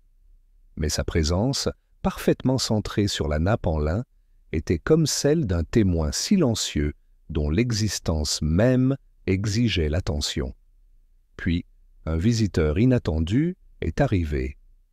« Florence, désolée d'être passée à l'improviste, » dit-elle, entrant avec le même mélange de fragilité et de dignité qui l'avait caractérisée depuis le début. « Je suis à Londres pour quelques jours. Je suis venu parler à l'avocat du trust. » Mais j'ai pensé que je devais vous voir aussi. Poirot se leva, lui offrant un siège et une tasse de thé qu'il avait déjà préparée, comme si, inconsciemment, il l'avait attendue. « Comment allez-vous, mademoiselle ?» Plus silencieux, mais aussi plus vide. Comme si le son qui dominait, tout avait disparu et que seul subsistait l'écho informe. Poirot hocha la tête en signe de compréhension. Le silence après la vérité est souvent le plus dur à supporter, car il nous oblige à nous réécouter. Florence regarda le bol sur la table. Elle ne demanda pas pourquoi il était là. Elle ne fit aucun geste pour le toucher. « Pensez-vous que mon oncle a vraiment compris les dégâts qu'il a causés par son silence ?» Poirot répondit après un moment de réflexion. Il avait compris que le silence pouvait être une forme de trahison, mademoiselle, mais aussi que le briser exigeait du courage. C'est pourquoi il avait créé ce mot, parce qu'il n'osait pas s'exprimer avec des mots. Florence prit une profonde inspiration. Parfois, je pense que ce son était sa façon de dire qu'il était désolé. Je n'en doute pas. Mais, comme le pardon, la note ne peut être forcée. Elle doit être entendue au bon moment et par quiconque est prêt à la recevoir. Après le départ de Florence, Poirot resta longtemps silencieux, observant, réfléchissant. Quelque chose le dérangeait. Pas une contradiction, pas un indice ignoré, mais l'ombre d'une pensée que je n'avais pas clairement articulée. Il relut la lettre de Sir Roderick à Lambourne. Ne le répétez pas sans comprendre ce qui a été publié. Que voulait-il dire exactement? Avait été libéré? Juste des souvenirs, des émotions, ou quelque chose de plus sombre, de plus intime? Poirot se remémora mentalement le moment où il avait touché le bol pour la dernière fois. Devant tout le monde. Il se souvenait de l'expression de Basile, des larmes de Madame Maudley, et même de la raideur de Florence. Mais surtout, il se souvenait de l'atmosphère. Comme si la vibration elle-même avait déplacé quelque chose d'invisible. Pas seulement dans l'air. Dans les gens, il s'est levé, il est allé au bol, et je l'ai recouvert d'un tissu noir. Quelques jours plus tard, il reçut une lettre de l'inspecteur Gubbins. Le procès de Basil Hargrave était terminé.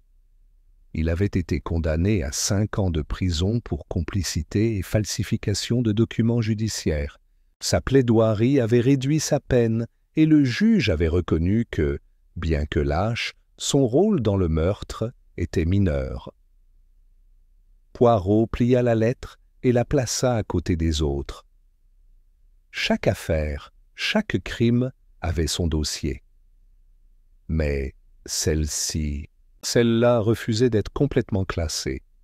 Cette nuit-là, il écrivit dans son carnet « Les objets ne sont pas coupables, mais ils peuvent devenir porteurs d'intentions. » Le bol de cristal n'a pas tué Roderick, mais il lui a permis de se souvenir.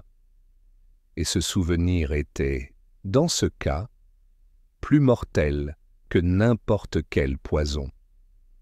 J'ai appris que tout ne peut pas être résolu. Certaines mélodies doivent simplement être arrêtées.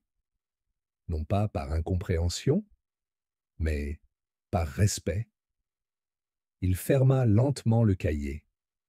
Il a éteint la lampe. Il s'approcha de la cheminée, prit le bol recouvert de tissu noir, l'enveloppa soigneusement et le plaça dans une boîte doublée de velours. Il la scella ensuite et écrivit sur le couvercle « Ne pas toucher ». Et ci-dessous, en plus petits caractères, la mémoire n'a pas besoin d'être répétée pour être vraie. Chapitre 12. Là où commence le silence. Plusieurs semaines passèrent. Londres glissait, tel un violon finement accordé, vers un mois de mai limpide. L'air promettait fleurs, déjeuner en plein air, et une certaine légèreté qui contrastait avec la densité émotionnelle de l'hiver que Poirot avait enduré. Son appartement de Whitehaven Mansion, toujours impeccable, avait retrouvé sa symétrie habituelle. Les tapis brossés, les vases renouvelés de lys et de jonquilles, les chaises disposées avec une précision millimétrique. Et pourtant, quelque chose de subtil avait changé. La boîte contenant le bol, enveloppée de velours et marquée de son avertissement à l'encre noire, reposait désormais dans une armoire verrouillée. Poirot ne la regardait pas. Il ne la touchait pas. Mais sa présence était constante. Non pas à cause de sa masse physique, mais à cause de l'espace mental qu'elle occupait encore. C'est par un de ces jours apparemment calmes qu'il reçut une lettre timbrée à en-tête français. Il reconnut immédiatement l'écriture. Madame Lefebvre, musicologue bordelaise, qui, dans sa jeunesse, avait travaillé sur l'acoustique expérimentale et dont Henri Devers avait fait partie avant de se retirer de la vie publique. Poirot lui avait écrit quelques semaines plus tôt, lui demandant toute la documentation qu'elle possédait sur Devers, ses expériences musicales et surtout sa relation avec Roderick Filburn. La réponse a été opportune, claire et profondément révélatrice. Monsieur Poirot, je vous remercie pour votre lettre et votre attention. Il y a de nombreuses années, j'ai travaillé avec Henri Devers, alors qu'il n'était qu'un jeune homme brillant cherchant, selon ses propres termes, à entendre ce qui n'avait pas encore été dit. Il m'a un jour parlé de sa correspondance avec un Britannique du nom de Filburn, qui s'intéressait à la résonance émotionnelle du cristal. Il m'a confié qu'il partageait une obsession. Certaines fréquences non seulement évoquaient des états d'âme, mais libéraient aussi des fragments de mémoire bloqués. En 1912, Devers écrivit dans son carnet quelque chose qu'il n'oublia jamais. Si je peux capturer la bonne vibration, je me souviendrai non seulement de ce que j'ai vécu, mais aussi de ce que j'ai refoulé. Cela peut paraître trivial ou poétique. Mais croyez-moi, il croyait que le son pouvait briser l'architecture du silence intérieur. Cordialement, Marguerite Lefebvre, Poirot termina sa lecture dans son fauteuil, les sourcils légèrement froncés. Non pas par doute, mais par confirmation. Devers avait conçu la musique non pas comme un art, mais comme un passe-partout. Et Roderick, son disciple spirituel, avait construit un verrou autour de sa culpabilité. Le bol n'était donc pas seulement une obsession, c'était une confession, codée, une note qui n'était pas destinée à être entendue par tous, mais seulement par ceux à qui elle était adressée. Et, d'une certaine manière, Florence était la seule à la comprendre. Cette nuit-là, Poirot alluma une bougie au lieu de sa lampe. Il aimait, de temps en temps, observer la danse de la lumière. Les flammes, comme les vibrations sonores, étaient éphémères, mais leur mouvement pouvait révéler beaucoup de choses. Il s'assit avec un autre carnet. Sans index, sans titre. C'était son carnet. Pensée non résolue, où tout ce qui ne rentrait pas dans tous les cas, mais qui devait sortir de son esprit pour ne pas s'emmêler dans l'ordre, passait. A écrit. La note du bol n'a pas provoqué le crime, mais elle l'a anticipé. Sir Roderick savait que lorsque la sonnerie retentirait, personne ne pourrait supporter le souvenir qu'elle apporterait avec elle. Une fréquence peut-elle être un témoin? Une vibration peut-elle véhiculer de la culpabilité? Et si le son n'était pas pour les vivants, mais pour les morts, pour Devers, pour lui-même? Il s'arrêta. Il relut. Il souligna. Porter la culpabilité. Ouais, c'était ça. Le bol était un instrument, certes, mais aussi un réceptacle. Pendant des années, Sir Roderick y avait déversé sa peur, ses regrets, sa réticence à se confesser. Comme si, en répétant la même note chaque soir, il pouvait s'habituer à la douleur qu'il avait causée. Comme s'il pouvait trouver dans la pureté du son quelque chose qui le rachèterait. Mais la rédemption ne se fait pas en silence, pensa Poirot. Elle survient lorsqu'on accepte le bruit qu'on a créé. Le lendemain matin, Poirot reçut un petit colis sans adresse de retour. À l'intérieur, un seul objet, une clé ancienne, en bronze, légèrement rouillée. À côté, une carte manuscrite pour la boîte dans la tour de Serre. Il l'a laissée à ceux qui n'avaient pas peur d'écouter. Elle ne dit pas qui l'avait envoyée, mais Poirot savait, sans l'ombre d'un doute, qu'elle devait retourner à Beaumont. Le même après-midi, il envoya un télégramme à Florence. « Mademoiselle, j'ai reçu quelque chose. Une dernière porte s'est ouverte. Veux-tu m'attendre dans... » Le jardin? Chapitre 13. La clé du dernier souvenir. La gare de Seaford accueillait le printemps avec son indifférence habituelle. L'air embaumait le sel et la lavande lointaine, tandis que les cloches annonçaient l'arrivée d'un train. Du soir, en provenance de Londres. Un homme à la silhouette compacte et au chapeau impeccablement incliné sortit d'un des wagons. Hercule Poirot était de retour à Beaumont. Une voiture l'attendait, envoyée par Florence.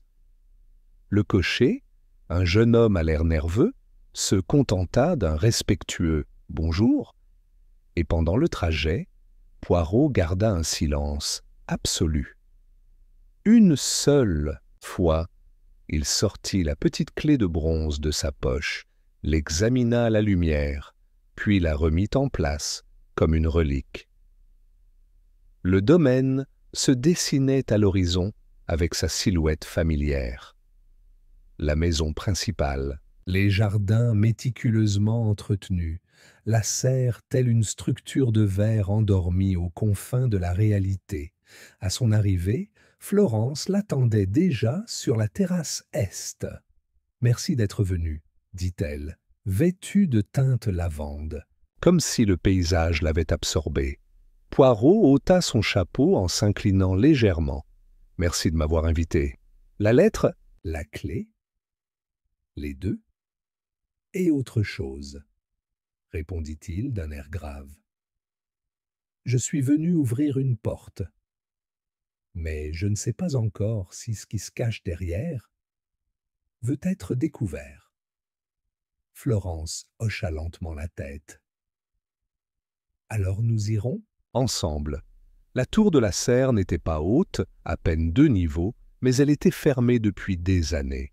Un escalier en colimaçon menait à une petite pièce vitrée surmontée d'un toit conique et d'une ouverture circulaire par laquelle la lumière entrait telle une colonne précise.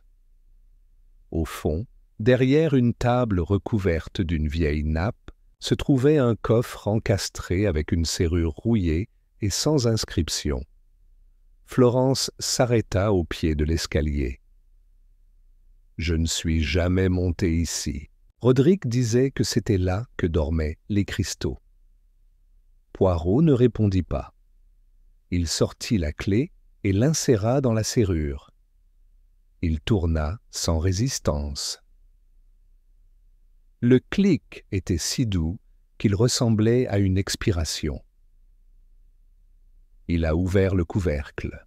L'intérieur, enveloppé dans du velours bleu, se trouvait un fin carnet, un enregistreur à cylindre, Edison et 3 cylindres étiquetés à l'encre délavée, chant 1, Florence, chant 2, Lasserre, chant 3, Confession. Poirot resta immobile un instant. Puis il prit le cylindre étiqueté Confession et le plaça dans l'enregistreur.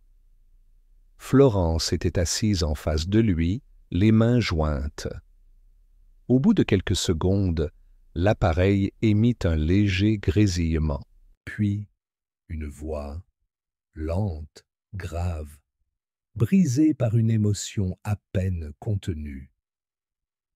Si vous entendez cela, cela signifie que je n'aurais jamais pu le dire de mon vivant. Cela signifie que le cristal a chanté pour la dernière fois et que quelqu'un A répondu « Toute ma vie, j'ai craint l'écho de mes décisions. J'ai craint ce que mon silence pourrait provoquer. Mais je l'ai quand même préféré au scandale. J'ai préféré laisser les autres hériter du vide plutôt que de leur avouer la vérité. Voici ma confession. » Florence ferma les yeux. Henri de Vere était plus qu'un ami. Il était mon égal, mon miroir. Et lorsque, par accident ou par désir, il a laissé une part de lui-même dans cette maison, je me suis rendu complice d'une dissimulation. Florence, tu étais la conséquence d'une omission, mais jamais d'une erreur. La jeune femme tremblait. Je ne pouvais être ton père, ni ton guide, mais je voulais être ton protecteur. Et, ce faisant, je suis devenu ton geôlier. Ma musique était ma façon de demander pardon. Mais ce n'est pas suffisant. D'où ce son, cet enregistrement? C'est la note qui ne doit pas être répétée, car son contenu n'a plus besoin d'écho, mais de compréhension. Le cylindre est terminé.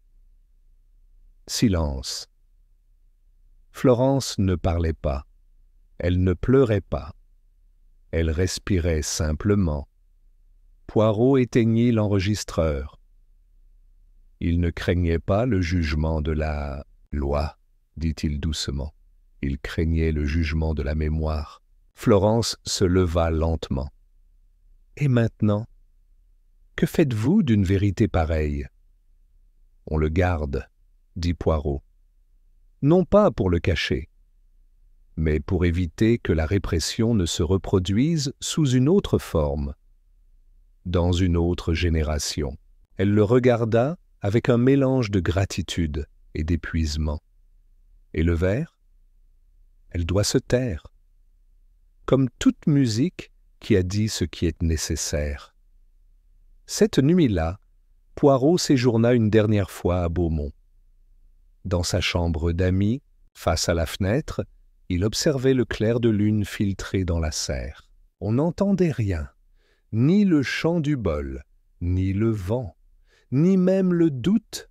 Dans son carnet, il écrit « La clé n'a pas ouvert un coffre. Elle a ouvert un souvenir scellé dans le silence. » Sir Roderick craignait le son, non pas pour ce qu'il disait, mais pour ce qu'il déterrait. Aujourd'hui, cette vérité a éclaté. Et comme toute vérité, elle doit être accueillie avec fermeté et un cœur ouvert. La dernière vibration a cessé. Non pas parce qu'elle a été imposée, mais parce qu'elle a été entendue. Il ferma le carnet. Il s'allongea et il s'endormit enfin, sans aucun écho pour le hanter. Chapitre 14. Le dernier silence de Poirot. Le lendemain matin se leva, immobile, comme si le domaine Beaumont lui-même retenait son souffle.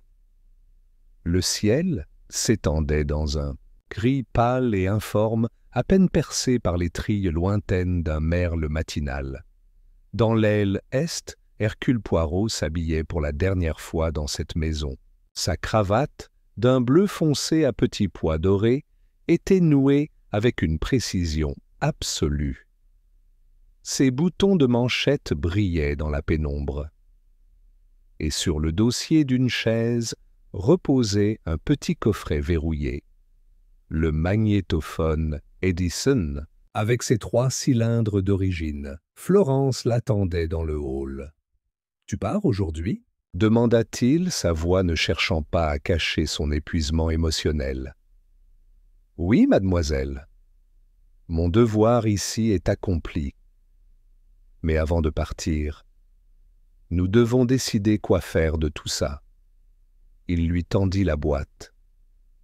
Florence la tenait comme si elle pesait plus qu'elle n'en avait l'air. Et si quelqu'un d'autre l'entendait un jour? Poirot soutint son regard sans dureté. Le son contient de la vérité. Mais la vérité sans contexte peut blesser. À vous de décider si elle doit être sauvegardée, partagée ou détruite. Florence hocha lentement la tête. La vérité est déjà en moi. Je n'ai pas besoin d'une machine pour la répéter. Poirot s'inclina légèrement. Alors vous avez compris ce que beaucoup ne comprennent jamais. Elle sourit, triste mais sereine. Merci, monsieur. Non seulement d'avoir découvert le tueur, mais aussi de ne pas avoir fui l'invisible. Parfois, dit Poirot en ajustant son chapeau, l'invisible est le plus réel de tous. Peu après, la voiture qui le ramènerait à la gare s'éloigna à travers les haies trempées de rosée. Par la fenêtre arrière, Poirot aperçut Florence, toujours debout dans l'embrasure de la porte, observant la scène, la boîte fermée, à la main, le visage levé vers un ciel qui commençait à s'éclaircir. Il s'est doucement penché en arrière sur le siège. Il n'avait aucune preuve, aucun objet de l'affaire. Juste ses carnets. Et un sentiment qui l'accompagnait rarement à la fin d'un crime, la paix. De retour à Londres, Poirot reprit naturellement sa routine. Il rangeait son bureau, changeait les fleurs, réorganisait ses livres. Mais il y avait quelque chose de différent dans ses gestes. Une plus grande attention, comme si chaque geste était l'écho du précédent. Au cours d'un dîner silencieux, il alluma sa lampe de lecture et ouvrit son carnet pour la dernière fois. Sur la première ligne, il écrivit sans hésiter « Affaire classée », non pas par les preuves, mais par la compréhension. Et ci-dessous, j'ai découvert qu'il existe 2 sortes de vérités, ceux qui se révèlent pour punir et ceux qui se révèlent pour guérir. Celui-ci, enfin, a fait le 2e. 3 jours plus tard, il reçut une lettre sans adresse, de retour. À l'intérieur, une seule phrase, écrite d'une main ferme sur du papier ordinaire. Le bol a été enterré sous le sol de la serre, là où la mémoire respire sans avoir besoin de son. Poirot ferma les yeux. Une vibration imperceptible s'estompa complètement. Non pas parce qu'elle avait été réduite au silence, mais parce qu'elle avait été entendue.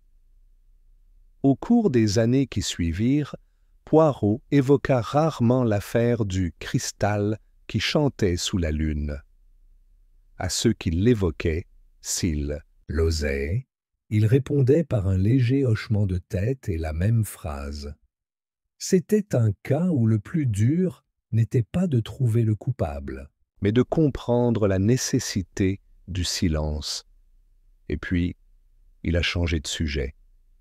Comme si je comprenais que certaines notes ne devaient pas être répétées. Seulement rappelées, épilogue. Le jardin où personne ne parlait à voix haute. Des années après la mort de Sir Roderick Filburn et l'enquête menée par Hercule Poirot, le domaine de Beaumont demeurait un domaine privé, à l'écart de l'agitation de la ville, caché au milieu de jardins qui semblaient surgir des marges du temps. Les fleurs y poussaient avec la même symétrie obsessionnelle que Filburn lui-même avait aimé de son vivant. Des lys blancs, des dahlias violets et des rosiers qui ne dépassaient jamais leurs racines. La serre était toujours debout, bien qu'elle ne fût plus utilisée pour des expériences musicales ou des rituels. Sa structure avait été restaurée par Florence Filburn avec un mélange de respect et de sobriété. En son centre, là où se trouvait autrefois le bol de cristal, se dressait désormais un petit monticule de terre, recouvert de mousse et marqué par une unique pierre anonyme. Ni nom, ni date, juste une dalle lisse et brillante, telle une note soutenue qu'il n'était plus nécessaire de raisonner. Peu de gens savaient ce qui se cachait sous cette pierre. Et personne n'osait le demander. Florence avait décidé de vivre à Beaumont. Non par nostalgie, mais par promesse. Elle rouvrit certaines pièces, en ferma d'autres.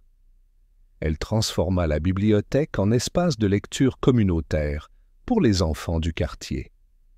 Elle entretint le jardin en parfait état, mais le bureau de Roderick resta fermé, non par peur, mais par symbole. Un jour de printemps, bien des années plus tard, une jeune journaliste nommée Anna Claiborne demanda à interviewer Florence pour un article sur les propriétés historiques privées. Florence accepta avec une courtoisie bienveillante. « Est-il vrai, demanda Anna à la fin de sa visite, qu'un homme vivait ici et croyait que les cristaux pouvaient que chanter ?» Florence sourit, sans arrogance ni évasion. Il y avait quelqu'un qui essayait de se souvenir de la manière la plus complexe possible. « Et tu crois que tu as réussi ?» Florence l'accompagna jusqu'au bord du jardin oriental. Elle s'arrêta devant la pierre lisse. « Oui, mais pas pour lui-même. » Anna baissa les yeux vers la dalle. Elle essaya d'y lire quelque chose, un indice. Mais il n'y avait rien. « C'est une tombe ?» ?»« Non, c'est un silence, » répondit Florence sans insister. « Et que fais-tu du silence ?» Il s'en occupe. Alors que la jeune femme partait, Florence entra seule dans la serre. Il s'assit sur le banc de pierre, celui-là même que Poirot avait observé des années auparavant. L'air était empreint d'un calme absolu. Pas une feuille ne bougeait. Pas une fleur ne murmurait. Seule la lumière traversait les vitres comme un son très ancien qui n'avait pas besoin de vibrer pour être compris. Elle sortit une vieille feuille de papier de sa poche. C'était la dernière lettre de Sir Roderick qu'elle avait conservée. Non pas la confession enregistrée, mais un fragment manuscrit qu'elle avait trouvé dans un livre de théologie caché parmi des citations sur le pardon et la rédemption. Si la note n'est jamais entendue, est-ce toujours de la musique? Si le regret n'est pas exprimé, est-il encore humain? Je voulais juste que quelqu'un se souvienne. Pas à moi, mais ce que je ne pouvais pas dire. Florence rangea le drap. Elle regarda la pierre, et pour la première fois, il posa sa main sur le sol. « Plus besoin de te le rappeler, mec. Mais on a appris à se souvenir, différemment. » Dans son appartement de Whitehaven Mansion, Poirot, désormais retraité des grandes affaires, examinait ses dossiers personnels. Sous la lettre F. se trouvait un mince carnet marqué seulement d'un numéro et d'un titre discret. Caso 47, le cristal sous la lune. Il ne l'a pas ouvert, il l'a juste touché d'une main, doucement. Puis il le remit sur son étagère, et il continua sa journée. Parce que certains dossiers n'ont pas besoin d'être rouverts. Il suffit qu'ils aient été entendus une fois, comme une note parfaite, suspendue dans l'air d'une longue nuit, comme un crime qui ne pourrait être résolu que dans le silence. Postlude. L'homme qui gardait la note. L'histoire de la cristal qui chantait sous la lune L ne circula plus jamais dans les archives policières officielles, ni ne fut publiée dans les chroniques sensationnalistes de l'époque. Comme beaucoup de vérités choisies par Poirot, elle resta enfermée dans une boîte sans étiquette, écrite au crayon fin dans des carnets que les générations futures ne liraient jamais. Et pourtant, au plus profond du cœur du grand détective, cette affaire occupait une place étrange. Non pas à cause de sa difficulté, il avait résolu des crimes plus complexes, plus cruels et plus raffinés, mais parce qu'elle était l'une des rares à ne pas l'obliger à regarder le meurtrier, mais la victime. Un après-midi d'automne. Dans son bureau, Poirot était assis avec son calme habituel, les pieds joints, la moustache fraîchement taillée, une lettre à la main. Elle venait de Hastings. Une lettre courte et affectueuse qui parlait de petits enfants turbulents, de la pluie incessante à Bath et de son éternelle curiosité de savoir si Poirot déterrait encore les pires misères de l'âme humaine. Poirot sourit tendrement. « Non, mon ami, murmura-t-il, maintenant je n'archive que des souvenirs. » Il sortit du papier neuf, son stylo préféré, et répondit dans le style précis et élégant qu'Hastings admirait tant. « Cher Hastings, j'ai vécu un de ces cas où le crime n'est qu'une conséquence, où la culpabilité se transmet de génération en génération, et où le silence est aussi mortel qu'un poison bien dosé. Je t'en parlerai un jour. Peut-être quand les mots ne seront plus aussi dangereux que des notes qu'il ne faut pas jouer. Pour l'instant, disons simplement que j'ai appris qu'il y a des sons qu'il ne faut pas répéter, non pas par peur, mais par respect, et que l'âme humaine, lorsqu'elle touche à certains souvenirs, doit savoir quand lâcher l'archet avant de rompre la corde. Vos petits-enfants, j'ose le soupçonner, ont moins de mystère que mes bols de cristal. Mais peut-être plus d'énergie criminelle, avec une affection éternelle, Poirot. Il plia la lettre. Il la scella de cire. Il la laissa sur la cheminée où son domestique, Georges, la récupérerait en fin d'après-midi. Et puis, il s'est levé, il se dirigea vers le placard où reposait la boîte à bol. Il ne l'ouvrit pas, il ne la déplaça pas, il resta simplement devant, comme quelqu'un visitant la tombe de quelqu'un qui ne souffre plus, mais qui lui parle encore. Et là, d'une voix à peine audible, il dit « Tu ne chanteras plus, mais tu l'as fait, quand il le fallait. » Et ça suffit. Cette nuit-là, Poirot alluma sa lampe la plus faible. Il ouvrit un nouveau carnet. Ce n'était pas un dossier de police, ce n'était pas un journal chronologique. C'était un carnet où il notait ce qu'il ne disait jamais.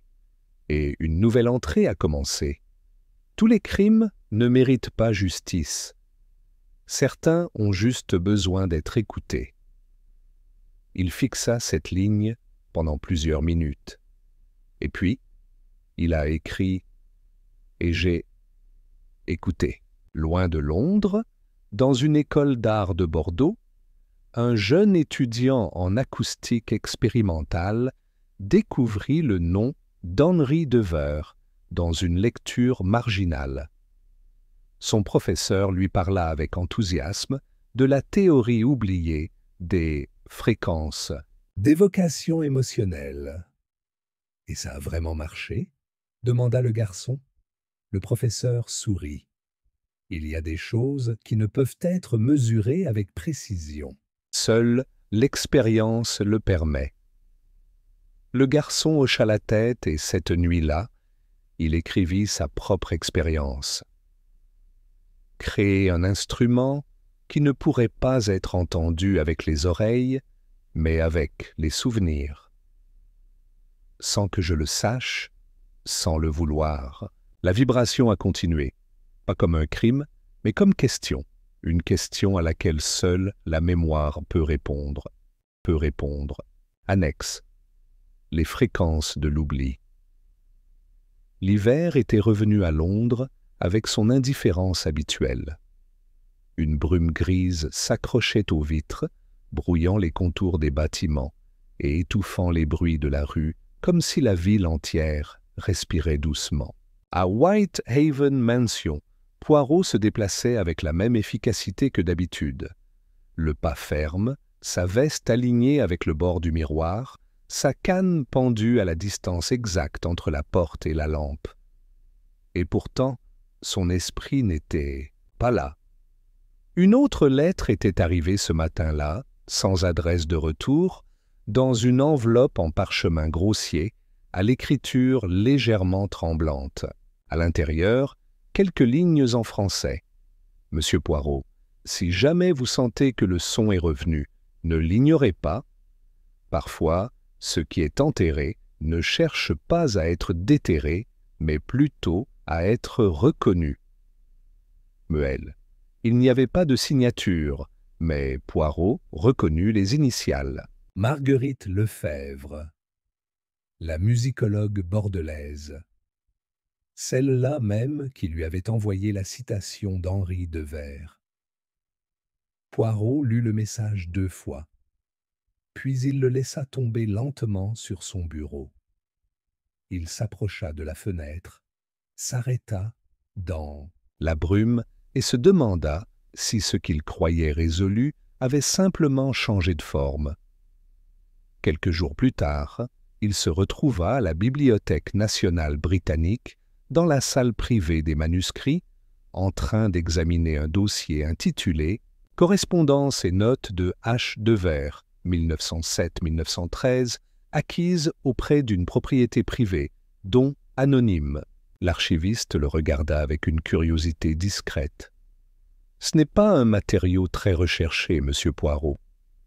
Seuls quelques spécialistes de la théorie acoustique s'y intéressent. Pour quelle raison ?» Poirot répondit avec un demi-sourire. « Disons que je cherche une note qui n'a pas été écrite. » Parmi les documents, il trouva un carnet relié en cuir marron. L'encre était légèrement défraîchie. Les pages sentaient l'humidité et les secrets mal gardés. « 22 janvier 1913, j'ai essayé la fréquence soutenue en do dièse. La sensation n'est pas auditive, mais physique. Une vibration au centre de ma poitrine. Émotion ou souvenir? L'expérience continue. Florence, sans le savoir, a réagi plus intensément que les adultes. Poirot s'arrêta. Florence? En 1913, Relioso ne pouvait pas être Florence Filburn. Elle n'était même pas encore née. Et pourtant, ce nom, ce motif, cette répétition dans la généalogie. Une coïncidence? Poirot, perplexe, feuilleta les pages plus rapidement. Au bout du carnet, une feuille volante, apparemment ajoutée plus tard, semblait avoir été arrachée puis réinsérée. Une seule phrase y était inscrite. « Si le son reste lorsque les noms changent, qui se souvient vraiment de qui ?» Ce soir-là, Poirot dîna seul, dans un silence complet. Pas de radio, pas de phonographe, pas même le faible tic-tac de l'horloge de parquet. Il avait délibérément coupé tout son. Et pourtant, dans son esprit, un léger bourdonnement, ni gênant, ni physique, mais persistant, semblait vibrer juste derrière cette pensée. J'avais fermé l'affaire. Il avait identifié le tueur, exposé les silences hérités, scellé la note finale. Ou avait-il seulement entendu ce que le cristal lui permettait d'entendre? Le lendemain, il se rendit sans prévenir dans une maison de campagne du Kent, où Florence Filburn avait récemment pris sa retraite pour diriger une petite fondation d'art sonore pour enfants. La propriété, simple mais élégante, ressemblait davantage à une extension de l'âme qu'à une résidence. Elle fut surprise de le voir à la porte. « Poirot, puis-je entrer ?»« Bien sûr !» Il le conduisit dans le hall principal, où les étagères étaient remplies de partitions, d'instruments étranges et d'enregistrements dans d'anciens formats. « J'ai reçu une lettre, » dit-il. « De Lefebvre. » Florence le regarda, sans expression. « Moi aussi. » À propos de la note? À propos de l'écho. Poirot l'observa attentivement. Elle avait changé. Sa posture, sa voix, son regard. Elle n'était plus la femme dont il se souvenait. Elle tenait quelque chose, sans le nommer. « Y a-t-il quelque chose que vous ne m'avez pas encore dit, mademoiselle ?» Elle alla vers un placard, en sortit une petite boîte et la posa sur la table. À l'intérieur se trouvait un cylindre sans étiquette. Exactement comme celui dont ils avaient entendu parler des années auparavant, mais que Poirot ne se souvenait pas avoir vu. « Je l'ai retrouvé plus tard, » a déclaré Florence. « Je l'ai écouté une fois, et puis j'ai décidé de ne plus jamais le refaire. » Poirot le regarda. Il ne demanda pas ce qu'il y avait dedans. Il a juste dit: « Tu l'as enterré? » « Non, je l'ai gardé. Parce que l'oubli n'est pas toujours le silence. Parfois, c'est une note soutenue qu'on choisit de ne pas relâcher. » Lorsqu'ils se dirent au revoir, il n'y eut pas d'accolade, juste un regard et un étrange sentiment de séparation, pas tout à fait définitif. Ce soir-là, de retour à Londres, Poirot écrivit une ligne dans son carnet personnel, sans titre ni casse à signer.